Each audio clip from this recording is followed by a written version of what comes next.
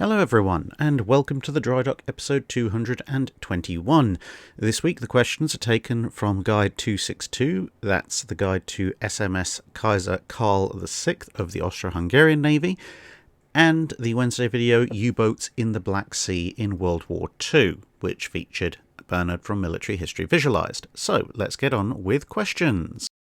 Unryu Maru 20 asks, given equal fire control and reloading mechanisms, could the 100mm Type 98 have matched the performance of the 5-inch 38? In some aspects yes, and in some aspects no. Obviously one of the big advantages the 5-inch 38 had towards the end of the war was the ability to use the proximity fuse, but the 100mm is large enough that it could use a proximity fuse if the Japanese had had it. So, putting that to one side, the 100mm has a few advantages and a few disadvantages versus the 5-inch 38. One of its major advantages is that it is a single piece ammunition, so the cartridge and the shell all come as one unit, as opposed to the 5-inch 38, which has the shell and the charge as separate items. And so, in theory, assuming equal reloading mechanisms, you could get the 100mm to have a higher rate of fire than the 5-inch 38. In real life, their rates of fire were approximately comparable, but, you know, if you've got the 5-inch 38 style reloading system, but it only has to load a single piece of ammunition each time, that is going to be marginally quicker. The other advantage that the 100mm has is that it has a very, very high muzzle velocity. So time from shell leaving barrel to shell reaching target is considerably less. So that allows for easier engagement of targets generally and high-speed targets in particular. But that is really where the 100mm's advantages end. Because the 5-inch 38, obviously it's a 5-inch shell as opposed to 100mm, which is near enough as makes no difference, a 4-inch shell. The 5-inch shell alone weighs almost as much as the combined shell and charge for the 100mm, which means that the 5-inch shell is going to be carrying considerably more explosive, which is going to obviously significantly increase the effectiveness of it as an anti-aircraft weapon, because more explosive and more shrapnel means a bigger area. So even with a proximity fuse, you can afford to miss by a bit more with a 5-inch shell than the 100mm shell. The other thing, of course, is that the 5-inch shell, again, because it has more mass, it has more explosive power, etc., it also makes for a better anti-surface weapon per hit. And if the rates of fire are comparable, then obviously the 5-inch wins out. If you assume the 100mm has a similar reloading mechanism and so can reach a higher rate of fire, as we described before, I'd probably still bet on the 5-inch, because both of them have ridiculous rates of fire, and the impact of the larger shell should do considerably more damage even to destroyers, especially when you take into account that the not quite AP but the common shell of the 5-inch, i.e. something that has the ability to actually penetrate before blowing up, even if it's only penetrating the sides of hulls, that has about as much explosive power with considerably more mass than the 100mm shell does in its HE variant, and the 100mm as originally manufactured only comes with an HE shell. I think they may have developed an AP round for it later on, but I don't know for certain. But certainly the HE shells that the 100mm comes with for the majority of its World War II service, they're just going to detonate on the exterior, which makes it a slightly less effective ship killer than a 5-inch common shell. Now, whilst the higher muzzle velocity of the 100mm does give it approximately the same effective anti-aircraft range as the 5-inch, the flip side is that the 5-inch can blaze away all day and all night quite happily as long as you keep feeding it shells. The total lifespan of a 5-inch 38 barrel significantly exceeds the total magazine capacity of your typical 5-inch 38 mount, whereas the 100mm has a barrel life approximately the same as some of the better battleship guns, battleship main caliber guns, that is, which means that in a heavy anti-aircraft engagement, given that, you might be chucking 15 plus shells out per minute, you could actually wear the barrels out on a 100mm Japanese gun in the course of one particularly long, heavy anti-aircraft engagement, if it runs through a day or two, which is obviously not ideal. So that's a disadvantage of it. So yeah, if you give them equal fire control, proximity fuses, and reloading mechanisms, the 100mm will be a very effective anti-aircraft gun, but it's not going to be superior to the 5-inch 38. It's not necessarily going to be entirely inferior either. It's going to have advantages and disadvantages in various areas. But if I was forced to make a choice between the two, I would probably pick the 5-inch 38 on the grounds that it is actually still fairly useful as an anti-surface weapon compared to the 100mm, and more importantly, the barrel life. Dedeshado asks, with the information from the tests done by the Vasa Museum, how did the Constitution survive with so few casualties if she was so heavily built? Wouldn't her heavier construction make hits on her more deadly? And did cannonballs actually bounce off her sides, or is this a myth?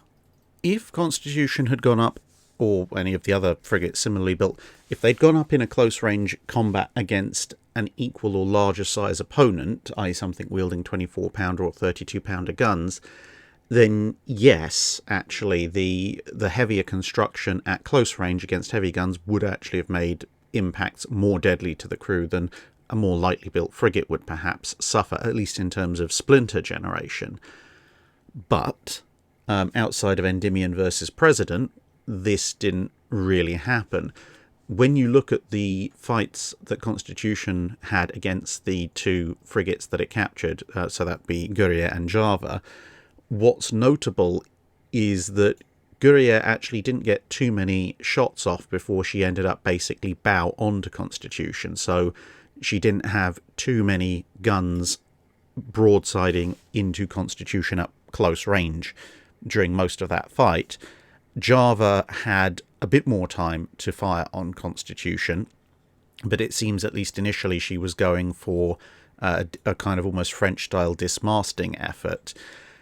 And then she also ended up, ironically enough, wedged bow first into Constitution, which again limited her broadside fire. But a lot of the initial broadsides in both of those engagements took place at a somewhat longer range as far as frigate warfare was concerned, which was a good move on Constitution's part because it allowed it to leverage its 24-pounders to significant effect over the lighter guns on either of the two British frigates.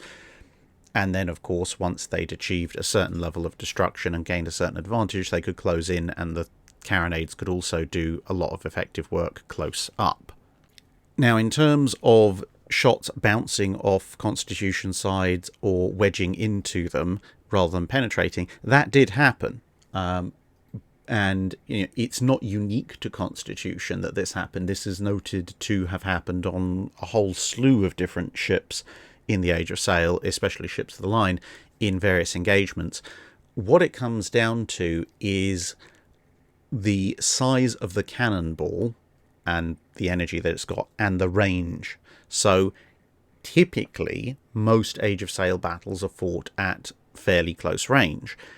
In those cases, and especially when you're talking about a 24-pounder or 32-pounder, then no realistic amount of wood is going to protect you. It will smash through, and then you get the massive splinter effects that you mentioned and was seen in the Vasa tests. However, if you're talking about frigate versus frigate engagements, bearing in mind that at this point in time, Constitution and her sister ships having 24-pounders was very unusual, when you're fighting out with 9-pounders, 12-pounders, and 18-pounders, if you happen to be engaging at range, or you engage with a very small gun like a 6 or 9-pounder at close range, then it is possible that a particularly strong hull made of a particularly strong wood, especially given that at range those shots are likely to come in at something of an angle, those might very well bounce or just embed themselves in the ship's hull as opposed to penetrating. And given that most frigate actions tend to be 1v1 or maybe occasionally 2v1 or 2v2, you don't see too many mass frigate actions, although they do exist. If you are going to build a frigate very heavily to maximize this effect, then it makes sense to build them both in the style of and for the navy of the early US, because they don't have that many frigates, so they're not going to be fighting mass frigate actions. And by building a big, strong, fast ship with heavier guns than average, you can, as Constitution did, try and maintain something of a long-range advantage, because for what counts as long range in the Age of Sail with cannon fire, Constitution's 24-pounders would still be able to knock holes in a more lightly built contemporary frigate, but through a combination of manoeuvring and that range, a 12-pounder or 18-pounder shot from an enemy frigate might not be able to get through Constitution's hull, which, as I said, appears to have happened. But as also mentioned, it's not a unique phenomenon to the US frigates. It does happen to most heavily built ships that are engaged by lighter guns at some point. The other thing to bear in mind is that it's not an all or nothing thing. It's not the hull is penetrated or the hull is not, because when you look at both engagements, but particularly the engagement with Java, Constitution had to haul off in the latter engagement to make emergency repairs before accepting the ship's surrender. So there were casualties, there were shots that got through, but not all of them. The Jugtron asks, what is the cutout in the forecastle in many armoured cruisers, pre-dreadnoughts and dreadnoughts? Is it just to increase the firing arc of the casemate guns, or is there another purpose? So there are actually two cutouts of, if you like, that can appear on a number of different ships of that period. And this photo, which is of HMS Duncan in 1906, actually showcases both. So immediately aft of the anchor port, you can see there is a cutout about one deck down, and that is for a casemate gun. In this case, it's part of the tertiary battery. In some of the smaller ships, it's part of the secondary battery, but it does occur in various ways, shapes and forms. Duncan being somewhat on the larger end of things, this is a relatively small one, proportional to the size of the bow, and as you can see, there's a little gun pointing out of there. But on some other ships, particularly later ironclads and various smaller cruisers, that cutout can be quite large. And yeah, it's basically a small casement mounted gun. The cutout's there to allow it to fire ahead and to give it a general fairly wide arc of fire. One of the interesting things is that Duncan actually showcases this feature very well, because in later photos, such as in the latter part of World War One, that gun has been removed and the whole thing's been plated over. You can still tell it's there if you look carefully, but otherwise the bow is now smooth. Now, there is a second cutout, however, which you can see further back on Duncan, which is, as I said, why this ship is a good example of both. So if you're looking for it in the photo, if you're looking for it on mobile or something you can't zoom in for whatever reason, it's basically in a diagonal line from that casemate gun, which has a dark patch underneath it. If you run a diagonal line up to the forward turret, then at the point where you actually have the upper deck, that's where this little cutout is. Now, this angled back cutout, this on visual evidence has multiple possible uses, because in this particular photo, I can provide the extremely high res scan if people want, but otherwise you just have to take my word on it, because I doubt anyone without a very large TV screen is going to be able to see. But in this photo, there's actually a paravane and a little king post right at the top of it. So it's in this particular photo being used as a little launch rail, because there are two little rails on it, for paravanes, which are, of course, things that you stream in order to try and cut mine cables and so forth. And in fact, here's a picture of Duncan from 1919, where, as you can see, that casemate gun has been plated over, and in this case it is a little bit clearer that there is actually a paravane ready to go on there. But, as I said, there are multiple uses for it, so here is another shot. This is HMS Venerable, and as you can see in this case, someone has decided to put the portside anchor on that little cutout. You can see the chain streaming back there from the anchor hole up front. So, yeah, and there's a davit there as well. So, it can be used for launching or storing multiple different things and appears to have been in use at different times for different purposes, although it should be noted that other contemporaries to Duncan and Venerable in photos at certain times don't have this cutout at all. So it appears to be something that in some cases was either added or removed to ships as necessity dictated, depending on the advent of new technologies and so forth. DC Banasek 2 asks, after the attack on Pearl Harbor, the US Navy was able to salvage most of the battleships and so forth. If Scapa Flow had suffered such a surprise attack, how is unimportant, but let's assume that somehow the Italian manned torpedoes got really lucky, well, and presumably didn't freeze to death in the attempt, would the Royal Navy have been able to salvage their losses to the same extent? It very much depends, but overall, probably not. There's two main reasons. One, of course, is that Pearl Harbor was a full naval base with docks and lots of support vessels and so on and so forth, which meant that salvage work could be much more easily done. You know, when they brought the battleships up from Pearl Harbor, not to diminish the effort, and obviously I did a 3-video series on it, but they quote-unquote only had to get a refloated battleship to the nearest dry dock, which was usually just across the way, as opposed to Scapa, which is notable for its lack of battleship-sized dry docks. So even if you've refloated the thing, you've got to refloat it in such a way that you can get it way away, you know, get it all the way down to mainland Scotland, or alternatively bring up a floating dry dock and try and wedge it into that somehow. So that's one side of things. The other side of things is that Scapa, the anchorages at least, vary quite considerably in depth. So one of the best ways of analysing that is to look at the high seas fleet ships that were scuttled.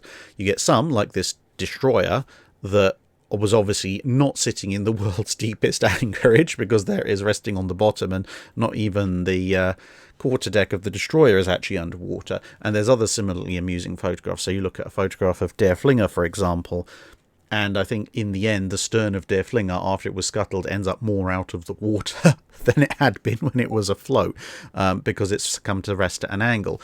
But on the other hand, you have ships like Markgraf, which went down in 40 metres of water. Royal Oak obviously sunk later on by U-47, went down in 30 metres of water, and those wrecks are much deeper. So it would depend almost entirely on which part of Scapa the fleet that was hit had decided to anchor in at the time in this scenario.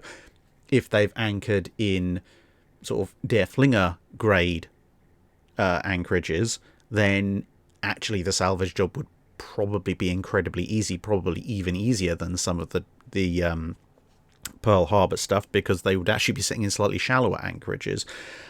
But the minute they get into an area where you get maybe the exact Der Flinger anchorage, where the ship ends up at a skew angle, or you end up, you know, somewhere like where Markgraf or Royal Oak was anchored, and they end up 10, 15, 20 foot or more down just to get to the upper reaches of the ship, and then it's another, 20 to 30 feet to the actual seabed, then things start to get a lot more difficult. Those ships are probably not going to be salvageable, because the depth of the work that would have to be done would be more considerable, it would be a lot more difficult. Scapa generally is obviously a much more hostile environment to work in because it's so cold, plus a ship that drops from being on the surface to the seabed 40 meters below the surface, that impact is probably going to wreck the ship even more. It might well roll over the way that Royal Oak and a number of the high seas fleet wrecks did. And salvaging a wreck that's upside down in 40 meters of water, half a mile off of the shore, is going to be a considerably more difficult job than the already incredibly difficult work that was put into salvaging Oklahoma and hauling Utah as close as they could. So in very specific, very unique circumstances, if all the stars align, there are areas of Scapa in which a Pearl Harbor style attack on the Royal Navy might be slightly more salvageable, but on the whole, you're not going to salvage. In the typical situation, most of the Royal Navy ships that would be sunk in such an attack wouldn't be able to be salvaged or would require an awful lot more work to do so. Maurice Prins asks, it would be interesting to contrast the German efforts to move submarines into the Black Sea with the transport of Royal Navy submarines to the Baltic overland through Russia. How did the Royal Navy go about it? It is quite an interesting story. The Royal Navy's submarine presence in the Baltic during the latter part of World War II consisted of two types of submarine. You had the C-class, as seen here, and the E-class. Now, the E-class were larger, more capable, had better underwater endurance, and so the E-class actually made their way into the Baltic via the conventional route, if there is such a thing, going between Denmark and Sweden through the shallows. But the C-class were a bit smaller, and they could be moved somewhat differently. The interesting thing is actually that the C-class are almost exactly the same displacement as the UB2 class, which was part of what Germany sent to the Black Sea. So whereas the Germans, as we detailed in that video, used a variety of methods, including rail transport, for the C-class, they went up to the north part of Russia into the White Sea, and then they either transported themselves down rivers, and then when the river got too shallow for the submarine to safely navigate, they were put up on barges and taken the rest of the way. Now, unbelievable as it might sound, via a use of various Russian rivers, lakes and canals, they were able, via a very circuitous and zigzag route, to actually transport the submarines entirely in or on the water from the White Sea down via various rivers, then up through various lakes, and then eventually popping out at St. Petersburg. And from that point, they were able to enter the Baltic. So that, in some ways, it mirrors part of the journey of the German U-boats in the Second World War heading to the Black Sea, but the difference being that in this particular case, the waterways were just about big enough to facilitate the water transport of the Royal Navy submarines, and the waterways were continuous, whereas in the Germans' case, from where the submarines were built to where they needed to go, there wasn't a continuous riverine route for them to use. Cesare Mizak, I think, asks, the Black Sea has an anoxic layer of very high salinity water at depth. Does it affect submarine operations? For the period that the channel covers, no, not really, because the depth of the anoxic dead zone in the Black Sea is about 100 to 450 foot down, which is beyond the test depth of a fair number, if not all, of the submarines that were operational in the Black Sea at the time that the channel covers. So it doesn't affect sub-ops because they never would go down that deep. However, it does have one major effect, not on submarine operations, but for the period the channel covers, in that basically anything that falls into it is going to be incredibly well preserved. You know, ships going back 2,500 to 3,000 years or more have been found pretty much almost perfectly intact, which is a huge boon for underwater archaeology when it's safe to actually, go and look at them, because there are plenty of wrecks that have gone down in places like the Mediterranean, but for the most part, wrecks in the Mediterranean have been eaten away. You might occasionally find a bit of one, but for the most part, the evidence for shipwrecks in the Mediterranean are found by the imperishable items, things like amphora or bronze rams. Whereas it's entirely possible that somewhere down in the Black Sea there is a near enough fully intact wreck of an Greco-Roman Phoenician period warship. And, well, we haven't found and salvaged one yet, but it's entirely believable there would be one there. Nowadays, submarines can dive deeper than most of their World War II counterparts could, so I suspect it would prove a very useful layer for them to dive beneath and hide under, but that goes beyond the scope of the channel and into realms of underwater physics that are probably best discussed by those who have worked with them. Brendan Buersdorf asks, is there a scenario where armoured cruisers could continue to exist in World War I? If so, what would they look like and what changes would be implemented? In theory, yes, but anything other than the very latest ones, so things like Scharnhorst and Warrior Defense, Minotaur, etc., anything earlier than that would still be obsolete. So in terms of what they would have looked like, well, see SMS Blücher. That is basically the next generation of armoured cruiser. When you look at armoured cruiser design, going way back, the general rule had been 1 or 2 guns fore and aft of a large caliber, and then a secondary battery of much smaller guns, so 5-6 inch-ish. Now, that had gradually evolved. Basically, the secondary battery had gotten less and less, and in turn had also gotten greater and greater in caliber, and you were seeing more and more of the primary caliber weapons as well.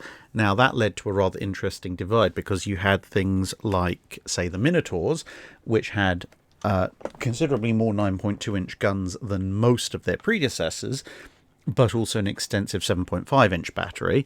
And then you had things like the Scharnhorsts, which had more of their 8.3 inch battery. They had, I think it was 6 guns total, but the secondary then reverted down to a much smaller caliber. And then you had what everybody thought Invincible was going to be, which would have been a logical extension of the Minotaurs, where instead of having numerous single 7.5s down the side and twin 9.2s either end, you would have some flavour of an all 9.2 inch battery, whether that was a Dreadnought style 1 forward, 2 aft, 2 twins on the wings, or a super firing pair forward, super firing pair of twins aft for an 8-gun broadside of 9.2s. It remains to be debated, but Blücher is another option on that list. She has, as is fitting for a Dreadnought armoured cruiser, basically the same gun layout of the contemporary Dreadnought of her nation, in this case the Germans, which means a hexagonal layout, all armed with 8.2 or 8.3 inch guns, depending on exactly how you divide down the caliber into Imperial. So here's a 9.2 inch Invincible laid out Dreadnought style that I made in Ultimate Admiral Warships, and fits into the displacement category of Invincible. Now, the important thing to note is that if you're going with an all 9.2 inch armament as opposed to a 12 inch armament, you do save a fair bit of weight, so you can get the ships up to significantly higher speed. So in this case, this alternate Invincible has 9.2 inch guns, a 6 inch belt, so same armor level as Invincible, but it's able to make 28-29 knots. So, it's pretty darn quick. Now, if that becomes the paradigm that goes in, and obviously there'll be some increases in armor, especially once Blücher comes out, etc., you're going to end up probably in a scenario where armored cruisers are very definitely not supporting the battle line, because they won't have the protection. And as battleship gun caliber increases to 13.5 inch at 15 inch, etc., they definitely don't have the caliber either. So and at their speed, they're going to probably end up being the leading elements of cruiser screens. So depending on how many of them get built, you might see them either as their own squadron, kind of like first scouting group, but not with an expectation of sitting in the battle line, or in the Royal Navy's case, with a rather large number of smaller, lighter vessels, you might see them leading as flagships, leading various cruiser squadrons. You'd have maybe the first cruiser squadron might be made up of these ships, and then subsequently built vessels might be distributed, a second light cruiser squadron or something like that, much in the same way that the Arethusa class was leading destroyers and so forth. So effectively, they're still much more capable than previous generation armoured cruisers, and very capable of hunting down and killing anything that came before them, just maybe not with quite the same prejudice as the full-size battle cruisers with 11 and 12 inch guns were. But they are probably going to be a very, very dying breed, because you're still talking about ships that are 18, 20, 25,000 tons to start with, and probably only going to get bigger. And unlike the battle cruisers, they really don't have any role on the front lines of a fleet battle at all. Even hunting down broken survivors would be a little bit iffy. Of course, this all presupposes that somebody doesn't just escalate again by sticking battleship-grade guns onto your new armoured cruisers, but that's the reason why I went for the particularly high speed, because my reasoning is that if you start out with a 29 knot top speed and people are then trying to one-up on that, so you get up to maybe 29, 30 knot capital-size ships, i.e. with these new armoured cruisers, the sacrifices to speed that you'd need to make to increase the firepower gun caliber so significantly would probably mean people would take a step back and go, well, they couldn't, a theoretical 12-inch battle cruiser circa 1907, 1908 compared to something like this, it's not fast enough to catch these new ships, and it's not armoured enough to stand up in a battle line, so why have one? The Hand of the King asks, I have a question about casemates. Even when main batteries were beginning to be, and proven to be, efficiently mounted in turrets, casemates and secondary for secondary and tertiary batteries continued. Was this a holdover from ship-of-the-line design, or were there some benefits compared to turrets? Casemates did have some benefits compared to turrets, at least in the sort of 1890s, 1900s, and 1910s. The main ones were stability and weight impacts, because a casemate gun is mounted lower in the ship, therefore it has less impact on stability. It is also only protected by armour on its side that's facing outward, as opposed to a turret, which has to have some degree of armour in all directions, and obviously a turret roof and so forth, which means that the weight impact of a casemate is also considerably less. It's also much simpler to produce, because a casemate gun can literally just be, it's effectively a deck-mounted gun, but inside with an armoured shield, so the only really complicated part is working out how to get the armoured shield to move with the gun itself. So it's therefore cheaper as well. And the other thing is, because of these savings in both money and weight, you can in theory get considerably more casemate mounted guns than you could guns in turrets or shielded mountings mounted on the main deck. So if you look at, for example, let's say a Pennsylvania class, so USS Pennsylvania and Arizona, they had 22 5-inch secondary guns, which meant an 11 per side, which meant they had one more 5-inch gun on the broadside as part of their secondary battery than the South Dakotas, North Carolinas, or even the Iowas, despite the fact that at 30,000 tons, the Pennsylvanias were 5,000 tons lighter than the first two and 15,000 plus tons lighter than the Iowas. You could also get them in more spaces, because being a deck below and somewhat shielded from blast, therefore, they were able to be placed further along the ship fore and aft, regardless of what the main battery up top was doing, as compared to guns mounted up out in the open in turrets, which had to be set a reasonable distance back or forward from the main gun turrets in order to ensure that you didn't get badly injured or deafened by the shockwaves of the main guns going full broadside. Then there was another issue, which is that deck space was extremely limited in a lot of the time period when casemate guns were in use. So obviously the fore and aft areas of the upper decks were out of use as far as secondary batteries went, because that's where a lot of the main armament was, and you had, as I said, blast effects and swing room for the big guns. And then when you looked at midships, you either had near of relatively small superstructures, like this Monmouth-class cruiser you can see here, but a huge amount of space taken up by the funnels and associated paraphernalia plus the ship's boats, so there wasn't really a lot of space to put turret-mounted secondaries. And then when you get into the latter part of the period, where casemates are all the rage, and the superstructures have grown a little bit, but turbines and more efficient boilers have meant you've managed to drop the number of funnels, so theoretically there's a bit more deck space, but an awful lot of ships at that time have, if you like, a Q position turret, like Lion, Texas, the Koenigs, etc., etc., which again has ruled out most of your midship space because of main gun blast effects.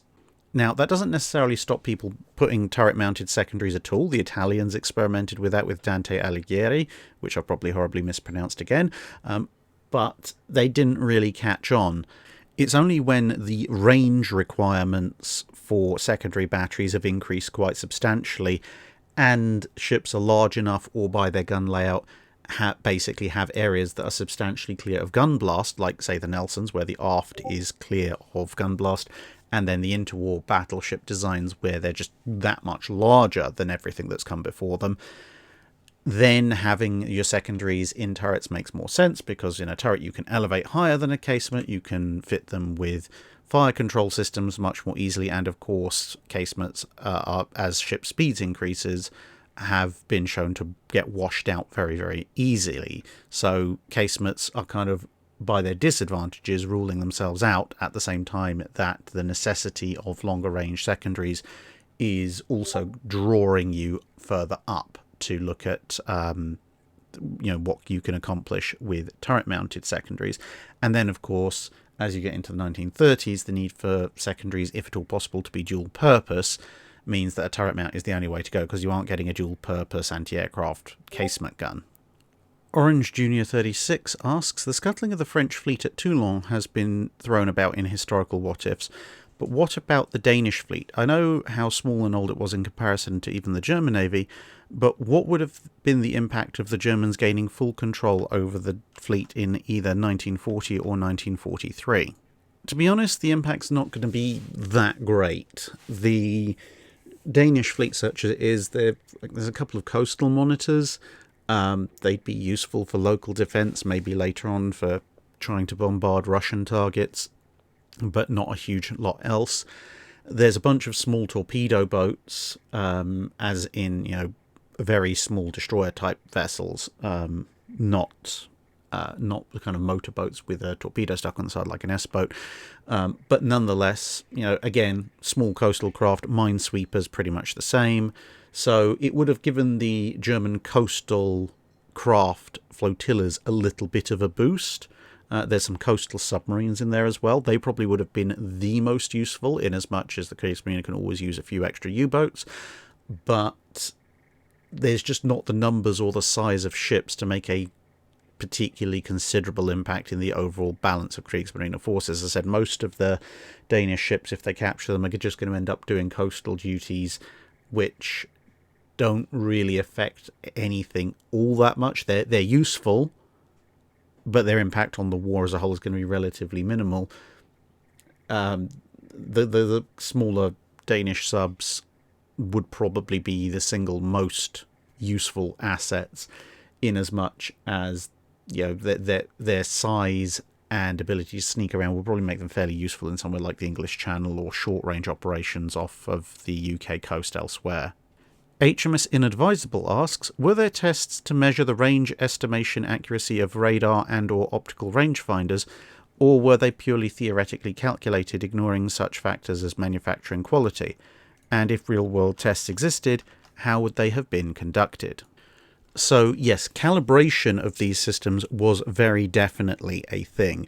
For optical rangefinders, it was relatively easy to make fine calibration changes, much the same way as you can make slight changes to a camera with a physical lens or telescopes and so forth, which is pretty much it's the same technology. With a optical rangefinder, once it had been manufactured, then you could set it up on a test rig, and then you could use it to look at various things that were at a known range. Obviously, with much smaller rangefinders, you could look at local stuff. With bigger ones, you would either have to have them put on a high place where you could look over a fairly wide range of things and look at, I guess, hills and church steeples and stuff, or actually do the calibration once it's been installed into a gun turret, because then you can take the ship out to sea, or in a harbour environment, maybe look at something on the other side of the bay. Basically, look at various things that have a known range value from the point that you are looking at them from, then compare that to what your rangefinder says, and if you know for a fact that you've, say, measured out this is 15,000 yards from point A to fixed point B, and your rangefinder is saying it's 14,500 yards, then you need to make some calibration adjustments until it matches.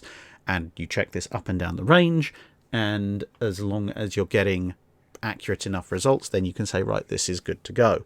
And you would periodically have to retest and recalibrate the rangefinders because, of course, they're on a ship in a seagoing environment. They're going to be slammed around quite a bit. They might go slightly out of calibration. And so periodic recalibration checks were definitely a thing. With radar, obviously you can't use a physical sighting the way you would through the lens of a rangefinder, but pretty much the same kind of thing. The radar would be manufactured to certain tolerances, but it would be calibrated at the time of manufacture, and then once it's installed in a ship, you would again test it and check that the calibration was correct. In fact, when you look at the operating manuals for all sorts of radars from World War II, which are relatively widely available online, you can see that one of the initial checks is to ensure that all the systems are operating in line with what the calibration checks suggest they should be. And then you can, again, use a variety of methods to check that it's giving you the correct range. Although once you've got the systems aligned within a radar array, it's usually going to return fairly accurate values because of the way that the physics and the calculation works. But you would still, take a bearing to a ship, take a bearing to an aircraft, take a bearing to a point of land, and make sure that the values are as close to accurate as you can possibly get within reason. Don Lake asks, in your program on Force Z, you mentioned a provision of the naval treaties, namely an agreement by the UK and US not to fortify various installations in the Pacific. Why was this? By 1942, was it still considered to have been a good idea, or were the bases in question thought to be basically indefensible anyway? So this was actually an agreement between the US, UK and Japan in the Washington Treaty, and then it carried forward into the others, that said that within a certain zone of the Pacific, it was agreed that there would be no further fortifications made. So places like Singapore could still be upgraded, Pearl Harbor, the Japanese home islands, of course, but the area in which everybody's interest kind of overlapped, which broadly speaking effective is the Southwest Pacific, not including places like Australia, they all mutually agreed that they weren't going to build new fortifications. And this was a way of basically de-escalating tensions. Because, well, why would you fortify that area unless you're planning on going to war with someone in that area? Which, in a lot of ways, to a certain extent, it was kind of a sop to Japan after Japan didn't get quite the ratio of ships that they wanted.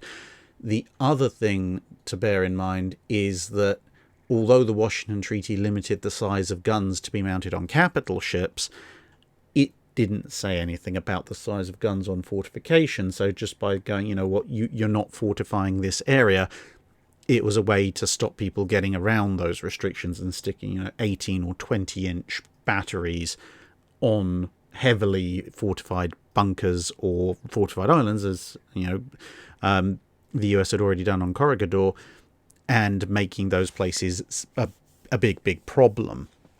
Now, obviously, the treaty system had lapsed by the late 1930s, but by that point, everyone was in a scramble to rearm, and there's a limited amount of resources going around, and yes, that does include even in the United States.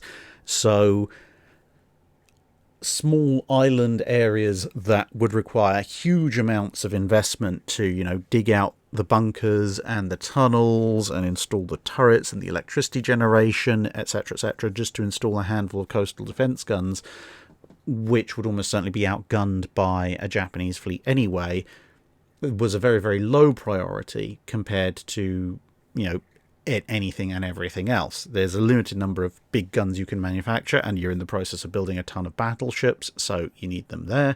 You're also in the process of building a bunch of cruisers and destroyers, so you need the guns there as well.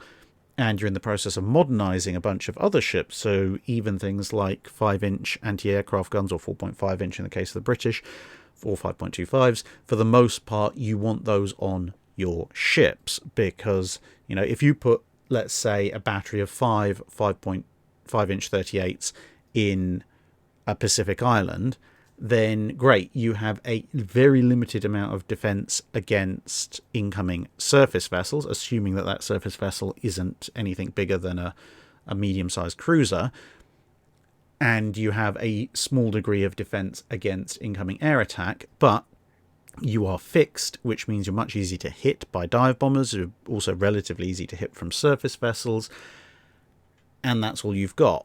Once they're taken out, they're taken out, and also if, the Japanese attack somewhere that isn't that particular island, then the entire battery is useless. Whereas if you stick those same 5 guns on a destroyer, well, the destroyer can maneuver. The destroyer is also carrying torpedoes, so it's a much, much harder target to hit. The torpedoes mean you can threaten a much bigger ship. And, of course, if the enemy goes in one direction, the destroyer can also go in that direction. So that destroyer's guns will be present in many more places. Therefore, the destroyer is the much better investment to put the 5-inch guns if you have a limited number of 5-inch guns. Now, they were in the process of putting some guns in, so you see on places like Wake Island, but it was a very limited effort because most of the resources were going into ships. Basically, to manufacture a shore-based defensive system which could actually successfully resist an incoming force of ships of any significant size. Obviously, nowadays, in the 1930s, you also needed an anti-aircraft battery, but even if you were just looking at the anti-surface battery, you needed years and a lot of investment to create something that was worth it. Just throwing a few extra guns in there wasn't really going to do anything. And you can look at some of the Japanese captured islands, and even the islands that they originally held at the start of the war. They had, in many cases, 2-3 years, and in some cases more, to heavily fortify them to stand off against incoming ships. And even with all that intensive effort, the best they managed was, picking off the odd destroyer and damaging the odd cruiser, but fundamentally they weren't really able to actually deter an incoming fleet from invading the place.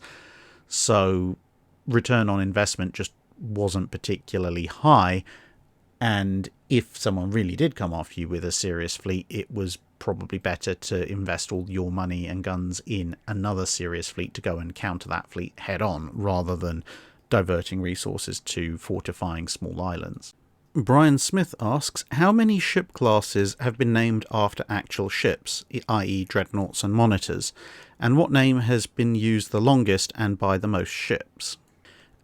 Now, as I've said before, it's difficult to trace exactly which ship name has been used by the most ships or has been in use the longest, especially when you get into the thing of are we using all instances of a ship's name occurring across all nations, or are we using ship's name occurring the most frequently in a specific country's navy, etc., etc. Plus, of course, you've got the fact that there's huge numbers of records lost from earlier parts of history. So I deeply suspect that the single most commonly used ship name would probably been a name applied to some Phoenician, Greek, or Roman rowing warship, trireme, quadreme, quinquereme or something, simply because those ships didn't tend to last very long. So if they had a particularly good name, they might reuse it on a new ship, but that new ship might come into service and 4 or 5 years later be out of service, and another ship takes up its name, and multiply that across the time of the Hellenistic period or the Phoenician trading period or the Roman Empire, and you probably had the name used dozens and dozens and dozens of times. But if you want to go into the more modern period, then you're basically going to be looking at a ship name used by probably either the French, Spanish, or British, because they're the ones with the longest history in more modern periods of having very large navies. And my educated guess is probably the name Eagle, because it shows up quite early on in Royal Navy records, and it has one of, if not the highest rates of reuse in the Royal Navy. And if you want to expand it across all navies, Eagle does tend to be a name that gets used across all sorts of different navies. I mean, obviously, it's pronounced slightly differently, Aigle in French, but Eagle as a ship name shows up an awful lot, very, very frequently. Now, in terms of ship classes named after actual ships, Dreadnought and Monitor are pretty much it, because if you think about the rest, corvettes, gunboats, frigates, sloops, there's not named after a ship that's named that. Sloops are named after their rig, brigs are named after their rig, frigates kind of, they're named basically for being fast, if you believe the etymology. There was actually an HMS Cruiser at one point, but cruisers are not named after HMS Cruiser. HMS Cruiser was just named after the mission profile, which is where cruisers got their name from. Likewise, Invincible was not called HMS Battle Cruiser. Ark Royal wasn't called HMS Aircraft Carrier. And so on and so forth. Now, occasionally there has been a short-term trend, at least in media sources, to name a particular type of ship after a particularly famous initial variant thereof. So, when the Elzic pattern protected cruiser came out for a few years, when new protected cruisers were being built, some newspapers called them Esmeraldas. When submarines were first coming into major fleet service, some sources called them Hollands or Holland-type boats, but these things generally faded out very quickly in favour of a more general term. So Dreadnoughts and Monitors for major warship types are really the only ones that have stuck long-term. Sapper Ninja asks, after rewatching your Loss of Hood video, I wanted to ask, are you aware of any other cases of golden BBs or what battles where the result was so unlikely that a reasonable person would never have expected it? Well, there's a classic one, the Bonhomme Richard versus Serapis. Any reasonable measure, Serapis would have won, and indeed Serapis was winning. Right up until some lucky person in Bonhomme Richard's upper rigging managed to lob a grenade down and set off a bunch of gunpowder, which between that and the boarding action meant that Bonhomme Richard's crew managed to carry the day and board and capture Serapis. If it hadn't been for that combination, if that grenade hadn't gone down the hatch, I think it's fairly likely that John Paul Jones's career would have ended that day. Now, one thing that's often called golden BB is hits by torpedoes to the ship's stern area in such a way that it cripples steering, propulsion, or both. However, whilst you often hear about, Bismarck being hit by the Swordfish and jamming its rudder and so forth, the more and more you think about it, actually the less golden BB-ish and the more just slightly unlucky that becomes. Because if you think about it, Prince of Wales was also hit by a torpedo to the stern in its final action. Vittorio Veneto was hit in the stern, which almost got it killed in the run-up to Matapan. Various Japanese battleships that were torpedoed by American aircraft ended up with hits to the stern, although for the most part, they also ended up with hits in lots of other places as well. And then you have submarine-based attacks. Quite a number of German ships were hit in the stern by torpedoes, and that's before you get into acoustic torpedoes that were homing specifically in on sterns. So actually, a torpedo hit to the stern, whilst it's relatively speaking unlucky, because you're talking about maybe an eighth to a tenth of the ship's overall length that could have been hit, is not actually as golden BB-ish as you might otherwise think.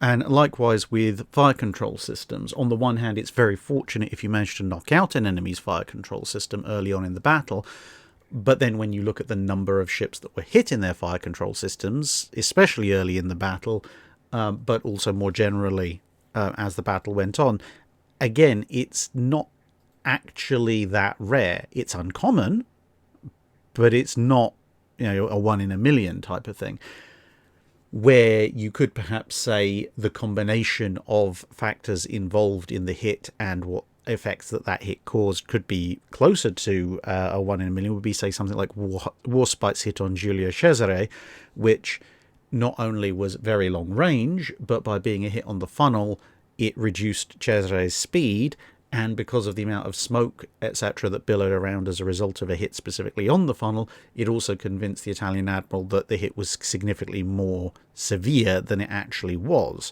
So that all added up to him deciding he was going to nope out of there, which, for a single hit on something that didn't actually compromise the ship's direct fighting capability, even if it did reduce its speed a bit, that's actually a very lucky shot.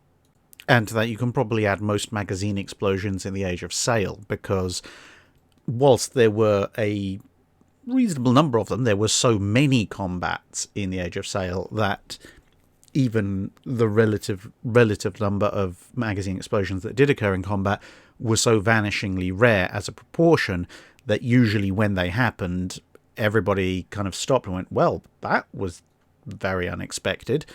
When ships had burned for several hours, it was perhaps more expected, but, ships just flat out detonating as the result of a cannonball impact was so vanishingly rare that it made headlines.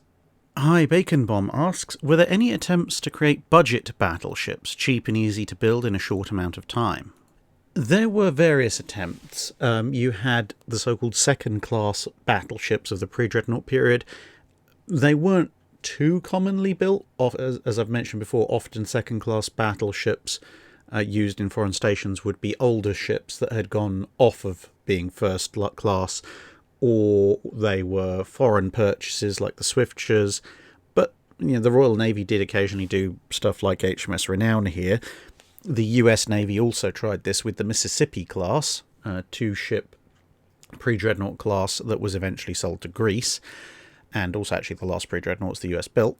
So those were kind of budget battleships. There were also attempts to create, I guess, budget battleships in the interwar period, particularly with British attempts to restrict displacement and gunpowder down to 26,000 tons and 12-inch guns in the run-up to the First London Naval Treaty. That was aimed at getting cheap and easy to build battleships. But, and I suppose to a certain degree you could look at the Revenge class as that as well, in that you'd had the Iron Dukes, then the Queen Elizabeths, and the Revengers were slightly slower, slightly smaller, and slightly cheaper than the QEs, albeit that they actually fitted the battle line doctrine of the Royal Navy a little bit better than the QEs did at the time, partly because the QEs didn't quite make their design speed. So, yeah, there are various attempts to create budget battleships when you compare them to the overall trend of battleship design. But the other thing you've got to remember is that in a lot of cases, the battleships that are actually constructed are in and of themselves quite often the budget battleships when they're forced that way by various interests, usually the Treasury. As I've mentioned before, the US Navy, when it was building the standards, they wanted 16-inch guns on their standard class, at least from the New Mexicos, definitely from the Tennessees, and they were looking at it even to a certain degree on the Pennsylvanias, albeit they weren't holding out too much hope. And, when you look at various other designs that were brought up, there are usually much, much more ambitious variants, and what eventually comes out is a pared down variant that isn't quite as capable but is a lot more affordable. The Lion class, for instance, at one point had a design that was basically a British Montana with 12 16-inch guns, but it was fairly rapidly deselected because it was far too big, far too expensive for what they thought they needed at the time.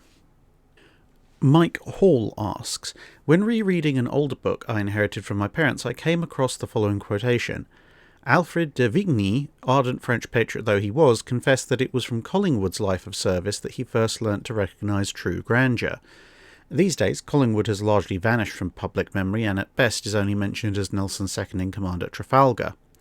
How good an admiral was he, and does he really justify de Vigny's praise?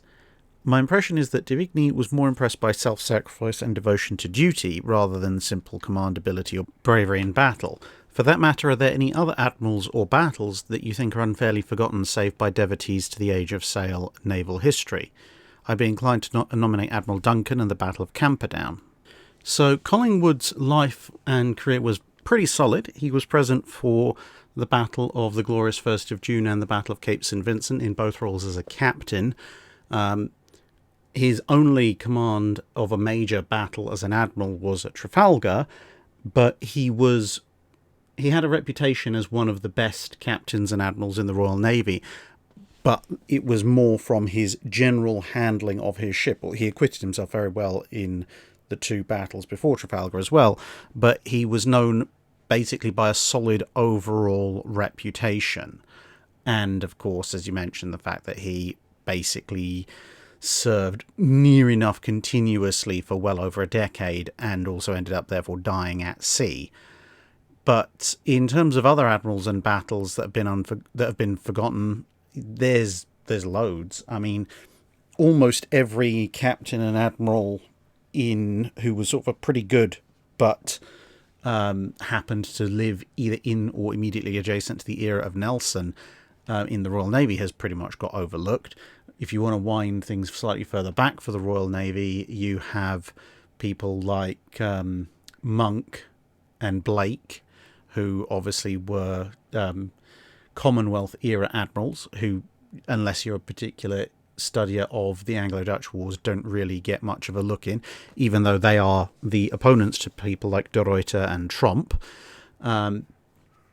And then, of course, when you go overseas, there are loads of admirals who have been forgotten, admirals and captains. There's plenty in the Spanish Navy. Blas de Liezo, pretty well known in Spanish-speaking circles, but virtually unknown outside of it.